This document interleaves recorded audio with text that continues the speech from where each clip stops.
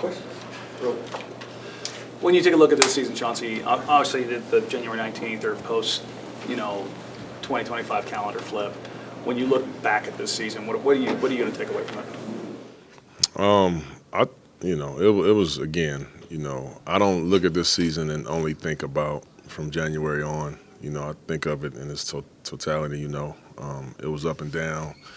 We had a ways to go, but it's like I'm pretty sure every head coach will sit up there today and say, it was like this. With the exception of probably OKC and Cleveland. So I look at the whole thing, and I really do. I thought we made some incredible strides, and when we were at our best, man, we were really, really humming, man. Now, do I think that could have been that good all season? Probably not. We're not really quite ready for that part. But going forward, I think it's really, really important for our guys that have known how that feels to play the right way and to be able to beat anybody when you do so at a young age. I thought it was really important.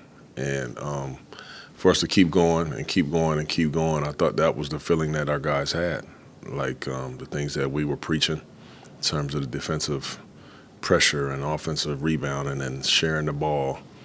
When they finally started to see, like, oh, that's the remedy, they got greedy. And they fell in love with it. So that's why I thought that's what kind of happened. But I'm really happy with how the year went. You've talked about your imprint and putting that on the team. Whether you or any other coach in the league, every year is kind of siloed.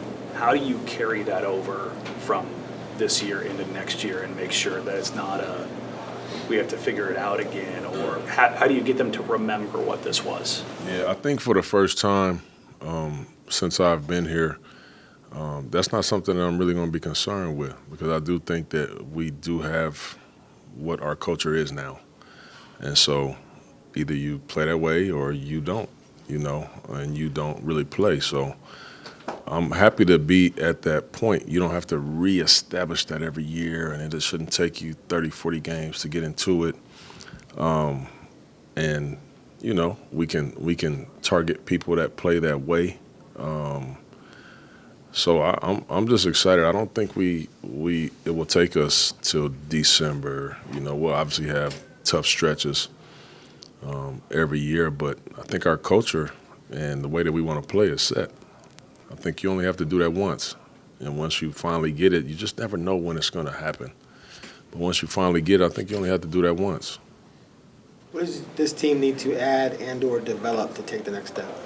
Yeah, I think all of our guys need to get better. Me included. We all need to get better and take a step. But I think we were in a lot of games this year, and then we just didn't have enough shot making, to make it through the game. Our defense was good enough, so I think our guys working on shot making, over the summer is going to be a big deal, and us targeting those type of players, I think, will be a big deal. That will help us out. Our defensive rebounding. Our offensive rebounding was big time, but our defensive rebounding is an area of concern for us. And I think, the other thing that I would say is just our feel, our feel for the game, our IQ. And a lot of that is continuing to get better just by way of our guys playing in these situations so many times. But that was another area that I thought, we need to be a ton better there. You talked just now about everybody kind of needing to get better, and that including you. Now you've got your contract, you got your job security. You're going to be here for the next few years. What's the next thing that you're going to work on as yourself as getting better as a coach? And what's the next thing you need to do with your progression? Yeah, I think there's a lot, man. There's a lot, to be honest. But I think for me, I need to have us in a better position offensively this year. We need to be much better there. Obviously, the shooting and the feel and all those things will only help that. But just me, period, need to be better with trying to get some of our better players in better positions a lot of times. And I thought one area that I want us to get better at, and obviously it all starts with me, but just our ball movement really picked up. but in terms of in the half court, our player and body movement wasn't great, and I think we need to be so much better there. So that's one area, that I want to get much better at. And obviously, I'll be doing a lot of studying and talking to a lot of people, and I'll do the work, obviously. So that's one thing that I'll be. God bless you, man. That I'll be concerned with, trying to get better at. I think I always love like late game situations, and being able to outfox other teams and draw up plays and things. I've really been into that. And we had a lot of situations this year. I thought I did a pretty good job, and then there was some where I was like, dang, I wish I had a do-over there. I would have ran this, or I would have ran it for this guy, or things that every coach would tell you. So I want to get better there too. So there's several things. I think defensively, I want to ramp our defense up more. I want to do more defensively, be a little more crafty, have more tools in the toolbox, if you will. A lot. There's a lot of things that I can point to and say I got to be better at. Do you anticipate a change in approach with what you do, going from a team of young guys with hopes and projections versus now you have a body of work for a lot of young guys? Change in approach in terms of what? Just like maybe do you focus on different things? Is it less development, more about execution, just like stuff like that? Do you think your job changes at all? No, not really, other than, I talked about, just us, we've been kind of doing arithmetic, if you will. It's time to start teaching algebra, So, yeah, we got to demand more. I got to teach better. Those are the type of things that when you go from here to taking a leap to really being a team that can really compete, you have to take it up a notch, But the development will still be at the core of everything. It's just how quickly our guys can leave home plate, and start taking it up a notch. And I think we're close to being there. I really do. How do you feel about the guard situation after this season with Ant, Scoot, and Shaden? I think all three guys got better. I really did. I would say to you, I thought Scoot took a step this year, and it was up and down a little bit, but I thought it was more up than anything. I'm really excited for him this summer to be able to continue to. I thought he got a lot of confidence in his jump shot this year, and we all have a ton of confidence in it. So that's one thing that I think now he can kind of move on to other things, keep getting that better, but now start working on some other parts of his game. That'll open up a lot of time. So I was happy with his progress. I thought Ant, by and large, for a lot of games, was our best guy out there. We was playing through him. We was closing the games with him. I was proud of him in terms of I thought he competed every single night defensively, every night, and I demanded it from him, because it was an improvement area for him. He wasn't locking guys down, but he was competing. Is all I care about. So his care factor, his care level was high level when it came to that. So I thought Ant had a really good season in terms of all of that. A lot of people are kind of critical of Ant because, I don't know, they want him to do more offensively, but he sees coverages that 90% of the league don't see, a lot of times. And it's probably difficult on him, but I thought he hung in there. He did what he had to do. He had some down games, obviously, like anybody would, but by and large, I thought his attitude and his leadership was good. I've spoken a ton about how happy I am with Shaden. He had some up and downs too, but mostly up. I thought he took a step this year. I thought defensively he was really good. When he's locked in, he was alert. Offensively, when he's aggressive, he's just really tough to guard. I think he figured some things out there. So I've been very happy with all of them. I think they're all getting better. You had mentioned in your discussion pregame about kind of when you challenged the team and told them that, like, I don't care who you are, if you don't play defense, you're not going to play. Kind of what sparked that, and does that continue on now? Is that something that, like, you kind of feel like you're going to use going forward, or does that kind of change as the team grows older as well? No, I don't think so. I think when you do that and when you go that route, you don't have to do that many times. You just got to keep standing on it.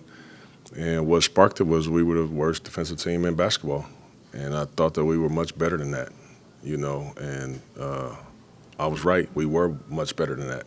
I mean, we come out of the preseason, which yes, preseason, but every team is playing as hard as they can in the preseason. We come out, got the best defense in basketball, after that little stretch. So you don't go from there to 30, So did I think we would have the best? No, of course not. But I thought that we would really be good defensively, and we had some great moments, obviously. So that's what sparked it. And yeah, nothing's going to change. That's just how we have to play. All the players we spoke to today were ecstatic about your extension. However, there was some boos during the opening intros when your name was said. Just what's your reaction to that? I don't really have a reaction to that. I'm excited. I'm happy. There's nothing that's going to put a damper on this day. I worked really hard for it, and those guys, as I told them today, in all honesty, like it's a reflection of them believing in me, and believing in what I'm on out there. So we came a long way this year, and there's always going to be some people that are not happy with whatever the job you do or how you speak, how you talk, how you look, whatever it is. I don't really care about that. I really don't. I care about my guys locking in and us doing this together, so that's not a big deal to me. Chauncey, you talked about developing the offense more. Obviously the season Denny had. Where do you kind of see his role in kind of, creating more offense for this team? Yeah, I want to see Denny just continue to keep getting better, and he does. We all learned so much about Denny this season. We all learned a ton of, about his upside. I started letting him facilitate and kind of initiate the offense a lot of times. Did a good job with that. Obviously, he's a big-time downhill driver. Trying to put him in those positions was always advantageous for our team. So I don't know what Denny's ceiling is, but we're going to find it out, that's for sure. But I'm proud of what he was able to do this season. He was incredible, man. Incredible. Does this franchise need to make some key decisions regarding some vets, i.e. Grant, Ayton, in terms of how they fit? To me, that's a question for Joe. All right, I'm going to coach my guys the best as I can, and I'm going to pour into all of them the best way I can. And whoever I have, I'm going to try to make them better, and I'm going to try to make it work. But that's not my job, though. That's a question for Joe. In terms of Grant, though, were you surprised at the offseason he had? It seemed to come out of nowhere. He'd been so good the first couple of years here. He's surprised at the offseason? So having a bad season, I mean. Oh. See, I thought that Jeremy struggled offensively, mainly because of the differences that we did on offense. Jeremy's been a guy over the course of his career that is he's made a living, and his comfort shot is kind of those mid-range shots, and we try to make a concerted effort to minimize those shots all year. So I was really on him the whole time about not taking those shots. Well, that's the shot that he's known, for the last 6 or 7 years. And even though he's a really good three-point shooter, those shots get him comfortable to make the threes. So a lot of his struggles had a lot to do with me and what we were trying to do. But there's one place that I think he didn't struggle at all, and that was on the defensive end.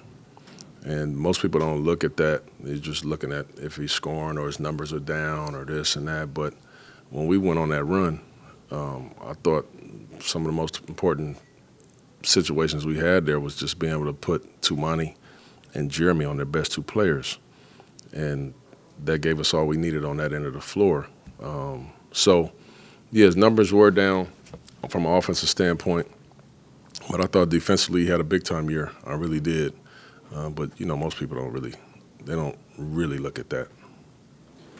Chauncey, when you look at your time here so far, when you've mentioned when it's a very different team than you took over. You took over a veteran team. Have you learned that you like coaching the younger guys more or less than a veteran team? what are the, obviously there's unique challenges with Yeah. young guys, but is that something that you, because you could have had opportunities elsewhere if they had not picked you up, is that something you found that you like, is kind of coaching these young guys up? Yeah, I do like it. I really do. I love to teach, man. I really do. I love to teach, and I think with the knowledge that I have and the experience and what I've done in the sport, I'm able to teach young guys. I'm able to teach veterans. I can teach them all, but I found some incredible beauty in being able to teach them from the ground up, and it's painful sometimes, but and then you see them start coming out of it and starting to blossom, and that's where you just love it, that's one of the things I always felt like I just wanted to kind of give back to these guys, because they make it to a point. All of these dudes, they get drafted, they make it to a point where, I don't know, some of their coaches or family or their people, they get to a point where they can't help them as much, and you just have to really kind of just be their support system.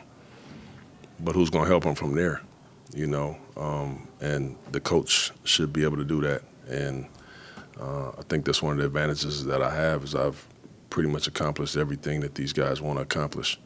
And I've done it from different seats on the bench or in the starting lineup. I've done it from everywhere, so I'm able to help them all, and that is what fills my cup up, and that's why I love it.